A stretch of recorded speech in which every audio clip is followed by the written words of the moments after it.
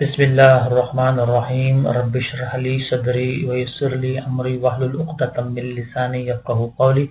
अस्सलाम वालेकुम स्टूडेंट्स। आज के लेक्चर्स में हम सी और सी प्लस प्लस का बड़ा अहम टॉपिक डिस्कस करने जा रहे हैं जिसका नाम है file handling. What is the file handling in C and C plus plus. देखिए, अभी तक जो आप प्रोग्रामिंग करते हुए आ रहे थे उसमें तो ये था कि आप डाटा करते थे, डाटा एंटर करते थे, आप वो डाटा आपके रैम में स्टोर होता था, फिर आप उसको उस पर कैलकुलेशन करते थे, फिर उसका आउटपुट देख लेते थे। ठीक है, अब वो फर्स्ट किया प्रोग्राम आपने क्लोज कर दिया, बंद कर दिया, कल आकर आप दोबारा वो प्रोग्राम रन करते थे तो वो जो पिछला कल जो डाटा आपने दिया था वो वॉश हो चुका होता था। आपने अब नई वैल्यू देनी होती थी। फर्स्ट के एंटर योर नेम, ठीक है, या एंटर योर मार्क्स। तो आज आपने जो मार्क्स दिए हैं, अब फर्स्ट कल या परसों आकर आप उसको फाइल को ओपन करेंगे तो वो मार्क्स और फाइल जो नेम है वो आपके सामने नहीं होगा। ठीक है ना, मतलब वो डाटा रैम में स्टोर होता था और उसी वक्त के लिए स्टोर होता था जब तक आपका प्रोग्राम ओपन है। जैसे ही आपका प्रोग्राम क्लोज हुआ तो उसकी जो वैल्यू हो गई वो वॉश होती थी। तो फाइल हैंडलिंग का मकसद ये है कि अब जो आप इसमें डाटा एंटरिंग करेंगे, फर्स्ट की आज आपने डाटा एंट्री इसमें की है तो हमेशा के लिए सेव हो जाता है आपके लिए। आप कल परसों महीने बाद साल बाद आप उसको उस डाटा को देख भी सकते हैं। यानी कि फाइल हैंडलिंग में आप अपना डाटा रैम में नहीं, आप परमानेंट स्टोरेज डिवाइसेस में स्टोर कर रहे होते हैं। तो ये बड़ा जबरदस्त का फीचर है फाइल हैंडलिंग। तो फाइल्स की डेफिनेशन पहले देखें, फाइल होती क्या है। तो आपके सामने फाइल की डेफिनेशन लिखी हुई है। File are used to store data in relatively permanent form, चाहे वो फ्लॉपी हो, फ्लॉपी का तो आजकल दौर नहीं है, हार्ड डिस्क हो, टेप हो, सेकेंडरी स्टोरेज डिवाइसेस हो। किसी सेकेंडरी स्टोरेज डिवाइसेस में अगर आप अपनी कोई चीज डाटा को सेव करेंगे तो उसे हम फाइल्स कहते हैं। तो files can hold huge amount of data if need. तो ordinary variables, every records and arrays are kept in main memory which are temporary and rather limited in size। तो आपके सामने वही चीज लिखी है कि अगर आपने रैम में कोई डाटा एंटर करना है या अरे में करना है तो अभी तक जो हम कर रहे थे तो रैम में जो है वो लिमिटेड साइज का डाटा सेव होता है। और मकसद भी यही होता है कि आज जो आप डाटा यूज कर रहे हैं वो कल और परसों या महीने बाद आपके सामने वो चीज नहीं होगी। तो हम इसको फाइल की शक्ल में यानी कि परमानेंट स्टोरेज में कर लेते हैं। ठीक है जी। तो देखें, मेन मेमोरी और सेकेंडरी मेमोरीज के सामने आपको तो मालूम भी होगा इसके बारे में, फिर भी अगर कुछ मसला हो तो आप देख सकते हैं चार्ट में। मेन मेमोरी में डाटा टेम्पररी यूज होता है। ठीक है, जैसे ही आपने प्रोग्राम बंद किया या पावर चली गई या बिजली चली गई या आपने कंप्यूटर को बंद कर दिया, उसमें जो डाटा होता है वो वॉश हो जाता है। जबकि सेकेंडरी स्टोरेज डिवाइसेस में डाटा परमानेंटली स्टोर हो जाता है। ठीक है, हार्ड डिस्क वगैरह में, या मतलब अगर आपने पावर ऑफ भी कर दी है, कंप्यूटर ऑफ भी कर दिया है तो ये कोई मसला नहीं, आपका डाटा परमानेंट सेव रहेगा। तो ये इसका बुनियादी चार्ट आपके सामने। तो एक फर्क ये भी है कि प्राइमरी मेमोरी जो है, मेन मेमोरी में डाटा है वो उसका एक्सेस जरा तेज है, फास्ट है, ये इसका फायदा है। जबकि सेकेंडरी स्टोरेज में जो एक्सेस है वो जरा स्लोअर है, क्योंकि हार्ड डिस्क से डाटा उठता है, फिर रैम में आता है, फिर आपकी स्क्रीन में आता है। जबकि रैम यानी कि मेन मेमोरी में डाटा जरा फास्ट है, एक्सेस इसकी फास्ट है, क्योंकि रैम में डाटा मौजूद होता है पहले से और आपको बस स्क्रीन में यानी कि आउटपुट डिवाइसेस में उसको दिखाना होता है। तो जैसा कि आपको मालूम है सेकेंडरी स्टोरेज डिवाइसेस वैसे भी जरा स्लो होती हैं बनिस्बत मेन मेमोरी के, क्योंकि सेकेंडरी स्टोरेज डिवाइसेस जो बनी होती हैं वो आपको पता है कि इलेक्ट्रॉनिक चीज नहीं होती, वो उसमें जो डाटा स्टोरेज का मैकेनिज्म है वो मैग्नेटिक होता है ज्यादातर। तो मैग्नेटिक चीजें जरा स्लोअर होती हैं। तो ये आपने याद रख लेना है, मेन मेमोरी सेकेंडरी स्टोरेज में फर्क। तो C++ में स्ट्रीम्स क्या होती हैं, जैसे कि मैंने आपको बताया हुआ, स्ट्रीम जो है ना फ्लो ऑफ डाटा है, यानी कि आपका डाटा किस तरह फ्लो कर रहा है, चाहे वो इनपुट स्ट्रीम है कि आउटपुट स्ट्रीम है।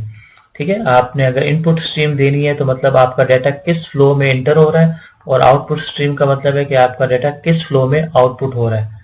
तो different streams are used to present different kinds of data flow.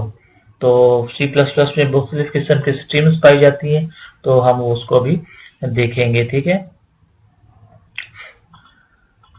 तो ये देखिए ये डाटा फ्लो है। अगर मैंने डाटा एंटर करना है यानी कि इनपुट करना है डाटा, तो कौन सी स्ट्रीम करूंगा, इंसर्शन ऑपरेटर मैं इधर यूज करूंगा, और आउटपुट स्ट्रीम के लिए, सॉरी ये इनपुट स्ट्रीम के लिए एक्सट्रैक्शन ऑपरेटर है, ये देखिए ये वाला ऑपरेटर, जबकि आउटपुट स्ट्रीम के लिए इंसर्शन ऑपरेटर यूज करता हूं मैं।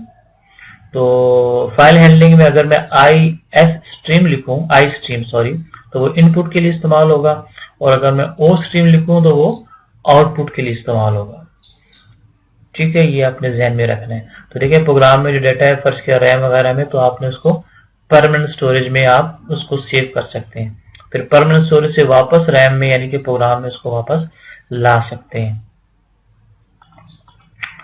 तो C++ में मुख्तलिफ किस्म के फंक्शंस हैं, हैव एक्सेस फाइल को एक्सेस करने के लिए, यानी कि फाइल पर पहुंचने के लिए, फाइल को देखने के लिए C++ में मुख्तलिफ किस्म के फंक्शन इस्तेमाल होते हैं। एक है आई स्ट्रीम यानी कि इनपुट, ठीक है, इनपुट फाइल स्ट्रीम। एक होता है OF stream, output file stream. एक है F स्ट्रीम यानी कि इनपुट और आउटपुट दोनों इसमें आ जाता है, F स्ट्रीम। तो ये तीन किस्म के फंक्शंस हैं, ठीक है, इनपुट, आउटपुट और F स्ट्रीम दोनों इसमें मौजूद होते हैं, यानी कि इनपुट भी और आउटपुट भी। तो ये तीन किस्म के फंक्शन पाए जाते हैं C++ में। एक आपके सामने चार्ट है, हायरार्किकल स्ट्रीम का चार्ट है। तो ये देखिए तीन किस्म के स्ट्रीम्स आपको नजर आ रहे हैं, एफ स्ट्रीम बेस नजर आ रही है, फिर आई इनपुट आउटपुट स्ट्रीम है, और फिर एफ स्ट्रीम है। और इनपुट आउटपुट में आप देख सकते हैं कि इधर जो लेफ्ट साइड पर है ये इनपुट के बारे में, इसमें कौन कौन से फंक्शन पाए जाते हैं आई स्ट्रीम में, गेट का फंक्शन, गेट लाइन का फंक्शन, रीड के फंक्शन, और ये वाला ऑपरेटर यूज होगा, ठीक है, इंसर्शन ऑपरेटर। जबकि ये राइट साइड पे जो आउटपुट स्ट्रीम है, ओ स्ट्रीम जैसे, उसमें जो फंक्शंस पाए जाएंगे वो पुट होगा, राइट होगा, और उसमें जो ऑपरेटर यूज होगा वो ये वाला यूज होगा। अच्छा, अब नीचे आए, इसमें जो आपकी आई एफ स्ट्रीम नजर आ रहा है ये दाएं तरफ आपको, ठीक है, इनपुट फाइल स्ट्रीम, और राइट साइड पर आउटपुट फाइल स्ट्रीम। तो अगर आपने फाइल ओपन करनी है इनपुट के लिए, ठीक है, तो आई एफ स्ट्रीम लिखेंगे, उसके ओपन किया फाइल को, फिर टेल जी किया, फिर सीक जी किया। टेल जी और सीक जी क्या होता है ये आगे आ रहा है आपके सामने। अगर आपने फाइल को ओपन करना है आउटपुट के लिए तो आपने टेल पी करना है, फिर सीक पी करना है, ठीक है जी। तो ये आपके सामने एक चार्ट है हायरार्किकल स्ट्रीम्स के बारे में। अच्छा, फाइल ऑपरेशंस मुख्तलिफ किस्म के होते हैं, इसमें तकरीबन 4-5 किस्म के ऑपरेशंस हैं। और फाइल का मतलब, ऑपरेशंस का मतलब, आपने फाइल आपके सामने पर फाइल पड़ी है, टेबल पे जो फाइलें होती हैं हमारे, तो फाइल पर आप क्या कुछ कर सकते हैं, मतलब आप सबसे पहले फाइल लेंगे, उसको ओपन करेंगे, ठीक है, ओपन करने के बाद या तो रीड करेंगे या फिर राइट करेंगे, ठीक है, दो चीजें करेंगे या दोनों करेंगे। उसके बाद जब काम हो जाएगा तो आप उसको फाइल को क्लोज कर देंगे, यही काम होता है ना। तो बिल्कुल यही है ऑपरेशंस फाइल के, कि फाइल को आप ओपन भी कर सकते हैं, फाइल को आप क्लोज भी कर सकते हैं, फाइल को आप रीडिंग भी कर सकते हैं, राइटिंग भी कर सकते हैं, और checking for the end of file, और ये भी देख सकते हैं कि मेरी फाइल खत्म तो नहीं हो गई, एंड तो नहीं हो गई, मतलब आपने फाइल खोली, आप अब लिखना चाहते हैं उसमें, लेकिन फाइल तो पूरी मुकम्मल है, फुल है। तो ये भी देख सकते हैं हम फाइल हैंडलिंग में कि आपकी फाइल एंड तो नहीं है। एंड ऑफ फाइल एक ऑपरेटर होता है, हम उसकी मदद से, फंक्शन होता है, उसकी मदद से हम देख सकते हैं कि फाइल एंड तो नहीं है। तो ये मुख्तलिफ किस्म के फाइल के ऑपरेशंस हैं। तो देखिए, अगर फाइल को मैं ओपन करूंगा, ठीक है, तो मुझे कौन सा स्ट्रीम यूज करना है और कौन सा फंक्शन यूज करना है। तो अगर मैं फाइल को ओपन करता हूं, ठीक है, बाय यूजिंग कंस्ट्रक्टर, फर्स्ट किया, ये constructor of the stream class है ये, तो मैंने फाइल को फर्स्ट ही ओपन करना है, तो I F stream input file stream करके, ठीक है, ट्रांजैक्शन। अब ये देखें फाइल ये आपके सामने नजर आ रही है डबल कोड के अंदर, sales.tly, कोई भी फाइल हो सकती है फाइल को ओपन करने के लिए, ठीक है जी। तो एक फाइल इस तरह भी यूजिंग कर सकते हैं, और by using the open function to the stream, और ओपन का फंक्शन भी आप यूज करते हैं फाइल को ओपन करने के लिए, जिस तरह ये अक्सर प्रोग्रामिंग में यूज होता है। ट्रांजैक्शन है, फर्स्ट के फाइल का नाम डॉट ओपन, ठीक है, और फिर ब्रैकेट के अंदर फाइल का नाम होगा। तो आप फाइल को इस तरीके पर भी ओपन कर सकते हैं। तो ये हम प्रोग्रामिंग में भी करेंगे। फाइल के मुख्तलिफ मोड्स हैं जी, ये बड़े अहम है। हर प्रोग्रामिंग में मोड्स यूज होते हैं। मतलब ये देखिए, ये जो आपको सामने नजर आ रहा है ये मोड्स हैं, ठीक है। पैरामीटर्स के नीचे जो आपके मोड्स हैं, तो इनपुट आउटपुट स्ट्रीम ये नजर आ रही है। फिर डबल कॉलन के बाद अगर A+P आपको कोई नजर आता है तो उसका मतलब है append and of the file. Append का मतलब है कि आपने फाइल में अपेंड करना है एंड ऑफ द फाइल पर। मतलब फाइल फर्स्ट की आपने लिखी हुई है 5-6 लाइनें या ठीक है 3 लाइनें लिखी हैं। अब मैंने फाइल अपेंड करनी है। अपेंड का मतलब है 3-4 लाइनों के बाद से लिखना शुरू हो जाए, तो अपेंड का ये मतलब है, ठीक है। अच्छा, ATE का मतलब है go to the end of the file, go to end of file on opening. मतलब मैं चाहता हूं फाइल के एंड पे चला जाए, मतलब जहां तक फाइल लिखी हुई है उसके एंड पर चला जाए, तो उसे ATE की मदद से मैं ओपन करूंगा। अगर मैं फाइल को बाइनरी फॉर्मेट में खोलना चाहता हूं तो मैं बाइनरी का लफ्ज इस्तेमाल करूंगा, तो वो फाइल बाइनरी फॉर्मेट में ओपन हो जाएगी। अगर मैं ios : in करता हूं तो उसका मतलब है फाइल एग्जिस्टिंग है, फाइल मौजूद है, लेकिन फाइल फॉर रीडिंग के लिए, अगर मैं रीडिंग के लिए ओपन करना चाहता हूं, सिर्फ मैंने रीडिंग करनी है, तो इन की मदद से मैं ओपन करूंगा। अच्छा, अगर मैं नो क्रिएट की मदद से फाइल ओपन करना चाहता हूं तो उसका मतलब है file open fails, file open नहीं हुई if file does not exist, अगर फर्स्ट के फाइल मौजूद ही नहीं है, ठीक है। आपने फाइल खोलना चाह रहे हैं लेकिन फाइल मौजूद ही नहीं है, तो फाइल जाहिर बात ओपन नहीं होगी, ठीक है। तो फाइल डज नॉट एग्जिस्ट, तो नो क्रिएट है इसके फंक्शन, ठीक है। अच्छा, नो रिप्लेस का मतलब क्या है जी? ओपन फेल्स, ओपन फाइल नहीं होगी इफ फाइल ऑलरेडी एग्जिस्ट, अगर पहले से फाइल एग्जिस्ट है, मौजूद है, लेकिन वो फाइल ओपन नहीं हो सकती किसी वजह से, कुछ एरर आ गया है, कुछ वजह हो सकती है, तो वो नो रिप्लेस अगर आप लिखेंगे तो फाइल ओपन नहीं होगी, हालांकि मौजूद होगी लेकिन ओपन नहीं हो सकती। अच्छा, फाइल को अगर आपने ओपन करना है आउटपुट की मदद से, आउटपुट देखना है आपने सिर्फ, तो क्रिएट न्यू फाइल, ठीक है, फॉर राइटिंग। अगर आपने राइटिंग की वजह से या राइटिंग के मकसद से फाइल को ओपन करना है, तो वो ios :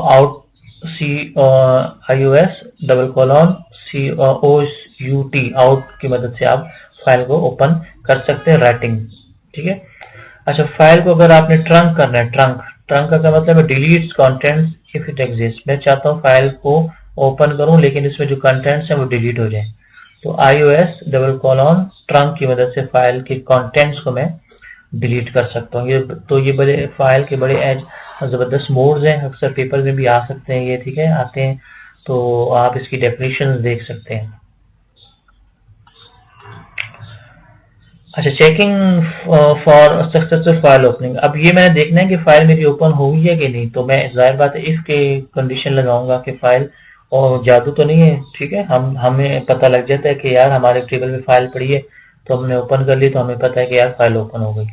लेकिन हम कंप्यूटर को बता रहे हैं कि भाई फाइल हमने ओपन की है, तो ओपन हुई भी है कि नहीं, तो हम किस तरह करेंगे जी? वो इफ के फंक्शन से करेंगे। अब देखें, इफ, ठीक है, ट्रांजैक्शन इक्वल टू नल, ठीक है, अगर फाइल ओपन नहीं हुई, इज इक्वल टू नल है, नहीं हुई, तो क्या मैसेज दे दे? अनएबल टू ओपन, ये वाली फाइल, कि भाई आपकी फाइल जो है वो ओपन नहीं हो सकती, ठीक हो गया ना, और एग्जिट कर दे।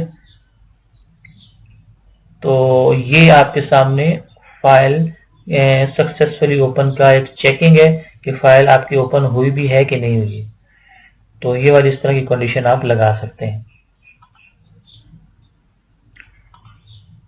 फाइल को क्लोज करने के लिए बस सिंपल सिंटैक्स है, फाइल का नाम देंगे, डॉट क्लोज लिखेंगे, ठीक है, फाइल का कोई भी नाम दे देंगे, कोई भी नाम दे दें, और डॉट क्लोज। अच्छा, फाइल की टाइप्स दो किस्म की होती है, ठीक है, टेक्स्ट फाइल होती है, एक बाइनरी फाइल होती है। टेक्स्ट फाइल तो आपको पता है जिसमें अल्फाबेट्स होते हैं, ABC वगैरह। टेक्स्ट फाइल रीडेबल कैरेक्टर्स हो सकते हैं, ठीक है, तो it is called news letters वगैरह, ठीक है, जो हम पढ़ सकते हैं फाइल में। तो इंग्लिश टाइप कैरेक्टर्स होते हैं, चाहे वो आस्की हो, चाहे वो कोई भी है, किसी किस्म के कोड वगैरह हो, तो टेक्स्ट फाइल है। एक होती है बाइनरी फाइल। बाइनरी फाइल आपको 0-1 की शक्ल में होती है, ठीक है, बस ये है आपके साथ। तो binary file store data on disk in the same form in which it is represented in the main memory. तो बाइनरी आपको पता है 0-1 की शक्ल में होती है, और मेन मेमोरी में जो डेटा सेव होता है वो 0-1 की ही शक्ल में सेव होता है। तो बाइनरी फाइल के फॉर्मेट 0-1 ही होता है, ओके, और टेक्स्ट फाइल आपके अल्फाबेट्स होते हैं। तो ये आप डेफिनेशन देख सकते हैं बाइनरी फाइल की।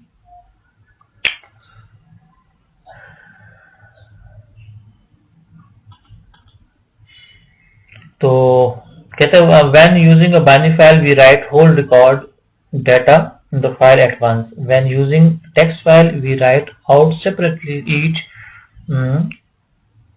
of the piece of data about a given record.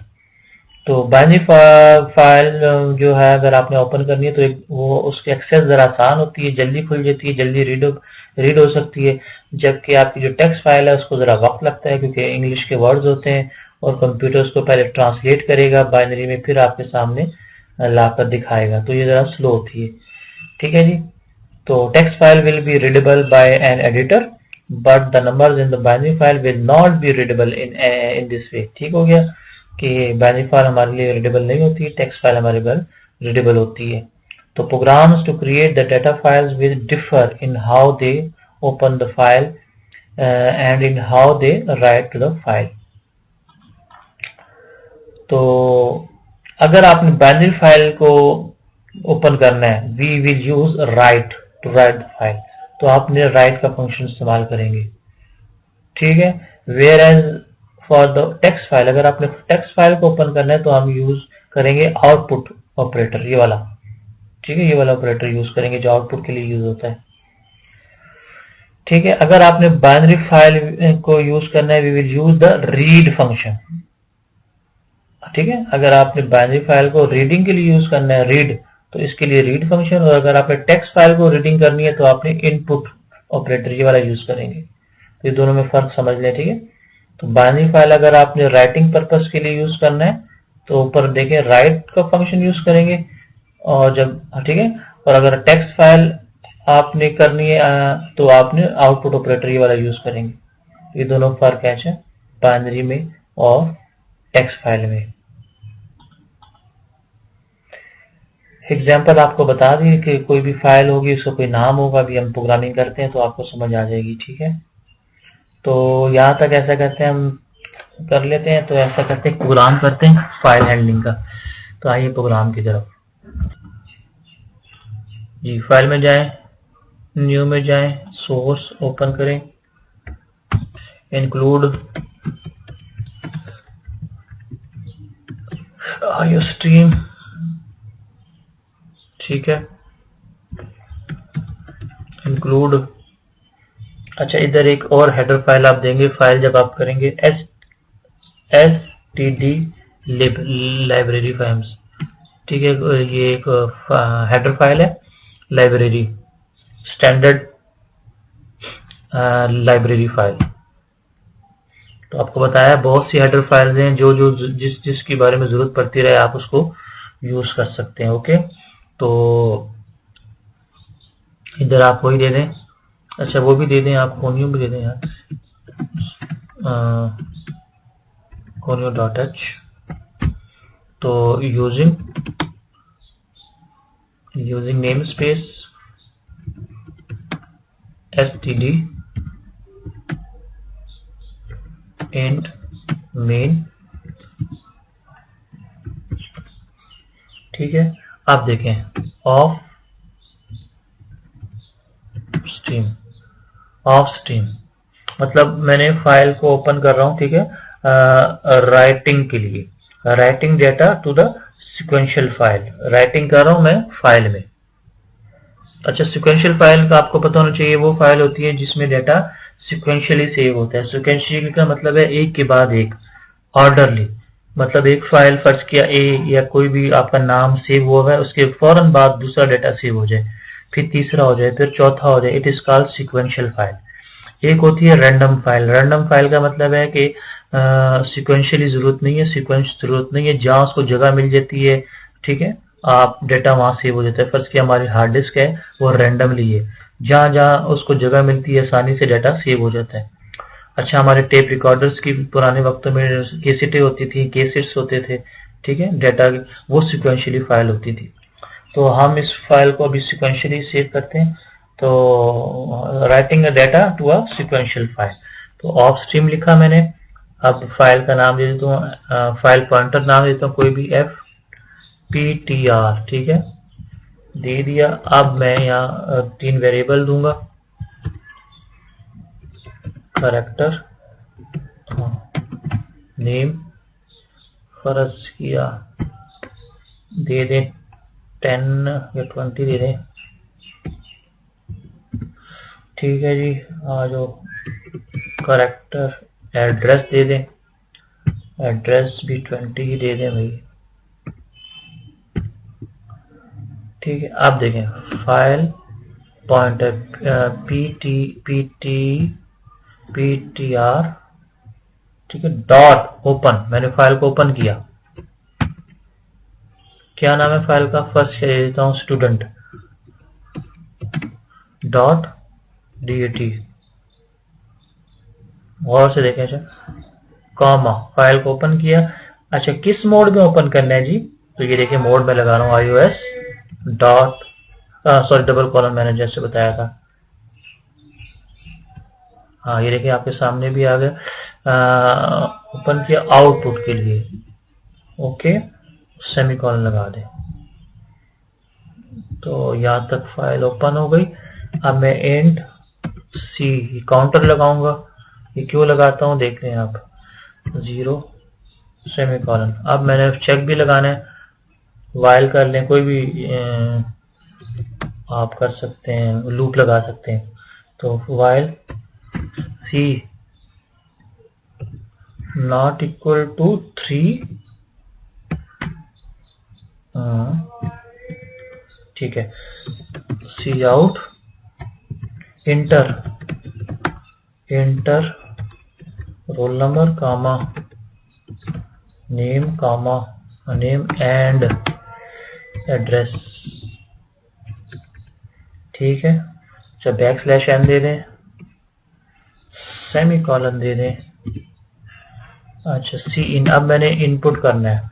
अब गौर से देखें, इनपुट रोल नंबर, अच्छा वही ना देने जो ऊपर आपने दिया है, RNO रोल नंबर,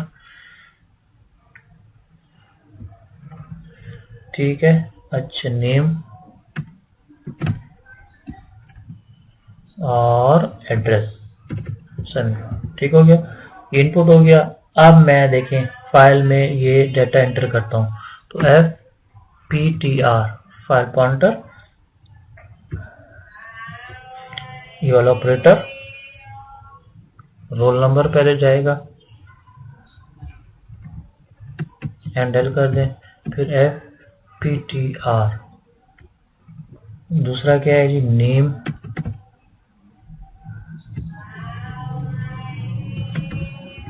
फिर FPTR, एड्रेस, ओके, हैंडल। अब मैंने C++ इसलिए लिखा कि काउंटर लगा हुआ है, यानी कि वाइल का लूप, ठीक है। मैंने उस वक्त तक जाना है जब तक ये 3 के बराबर हो जाए, मतलब पहले बताया 0 था, फिर 1 होगा, फिर 2 होगा, फिर 3 होगा, ठीक है। ये 3 दफा लूप चलेगा, मतलब ये है। अच्छा, यहाँ तक हो गया काम, नीचे आ जाए, इसके नीचे है। अब फाइल को मैंने क्लोज भी करना है, FPTR डॉट क्लोज, जैसे मैंने आपको बताया कि सिर्फ नाम दे देना है और रिटर्न 0। तो यहाँ तक फाइल का काम हो गया। फाइल को सेव करें, नाम दे दें, चले इसमें सेव करें, नाम दे दें फाइल,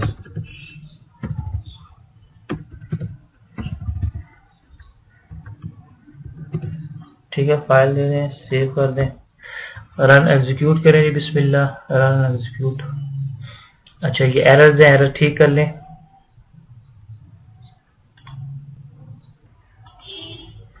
गलती कहाँ है?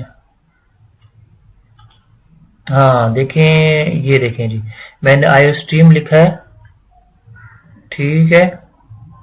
इनपुट आउटपुट मैंने यहाँ एफ स्ट्रीम नहीं लिखा। हाँ, फाइल का जो एफ स्ट्रीम है मैंने बताया था कि इसकी अलग हेडर फाइल होती है, तो ये भी लिख दें जी, include F stream,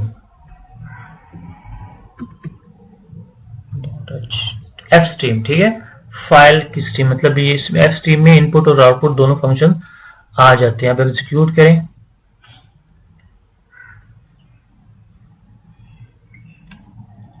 F stream है तो उसको मैं एच हटा देता हूँ, देखता हूँ एफ स्ट्रीम।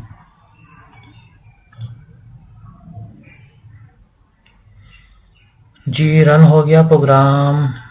कहता है रोल नंबर एंटर करें, फर्ज किया 5, नेम दे दें, फर्ज किया अदनान,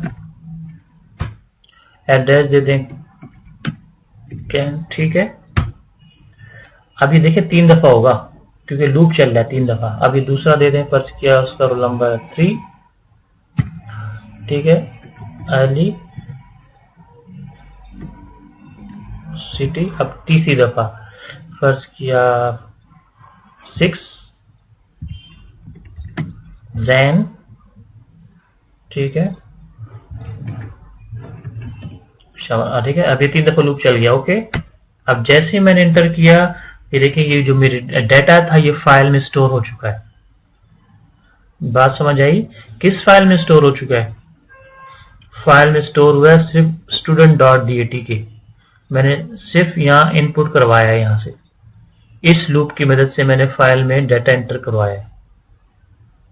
बात गौर से, तो writing data to a sequential file. तो ये डाटा जो है, ये जो आपका 3 डाटा आपने दिए हैं, 3 स्टूडेंट्स के नाम और उसके रोल नंबर, उसका एड्रेस जो है वो student.dat की फाइल में सेव हो चुका है। अब मैं देखता हूँ कि यार ये student.dat फाइल कहाँ पड़ी है। तो जाहिर बात है ये सी डायरेक्टरी में मैं इसको तलाश करता हूँ, ठीक है। देखता हूँ वहां इसमें है, मौजूद है कि नहीं, देखते हैं।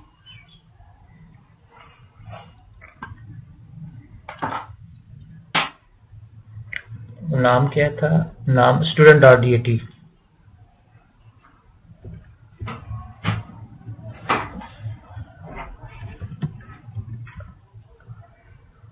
ये देखें student.dat की फाइल है, ये यहाँ पड़ी है जी। यूजर्स, ये इसका है पास बता रहा था आपके सामने, ठीक है। मैं इसको डॉस में खोलना चाहता हूं, या नोट पैड में खोल दें। ये देखें नोट पैड में मैंने खोल दिए, तो ये देखें आपकी परमानेंट स्टोरेज डाटा हो गया 5 जो आपने पहला दिया था, ठीक है। 5 अदनान कैन, फिर तीसरा डाटा, फिर ये दूसरा, ये तीसरा। ये देखें यहाँ तक एक डाटा, फिर दूसरा डाटा और ये तीसरा डाटा, 3 डाटा। देखें परमानेंट स्टोर हो चुका है मेरे फाइल हैंडलिंग में।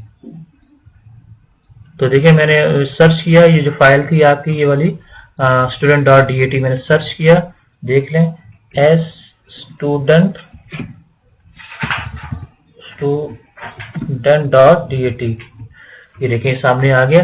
ये डॉस की फाइल है, तो ये यूजर्स एवरीवन डॉक्यूमेंट C++, ये इसका पाथ है, तो यहाँ इसने सेव किया हुआ, देखें, ठीक है ना। तो ये देखें आपका डाटा परमानेंट स्टोर हो गया आपका। तो ये फायदा हो गया जी फाइल हैंडलिंग का। अब मैं कल आता हूँ, परसों आता हूँ, जब भी आता हूँ, महीने बाद आता हूँ, तो मेरा ये डाटा सेव रहेगा, ओके। ये वाश नहीं होगा। अगर आप चाहते हैं ज्यादा स्टूडेंट्स इंटर करूं, तो आप यहाँ 3 की जगह 4, 16, 15, 100 जितना आप लूप लगाना चाहें तो लगा सकते हैं। अभी मैंने 3 लगाया, तो मतलब 3 दफा इसने लूप चलाया, तो 3 स्टूडेंट्स का डाटा एंटर हुआ। तो ये फायदा है जी फाइल हैंडलिंग। आपको समझ आ गई है? तो फाइल हैंडलिंग के कॉन्सेप्ट क्लियर करें तो ओके। तो इंशाल्लाह फिर अगले लेक्चर में आपके सामने दोबारा हाजिर होता हूँ। उस वक्त तक के लिए अल्लाह हाफिज़, अस्सलाम वालेकुम।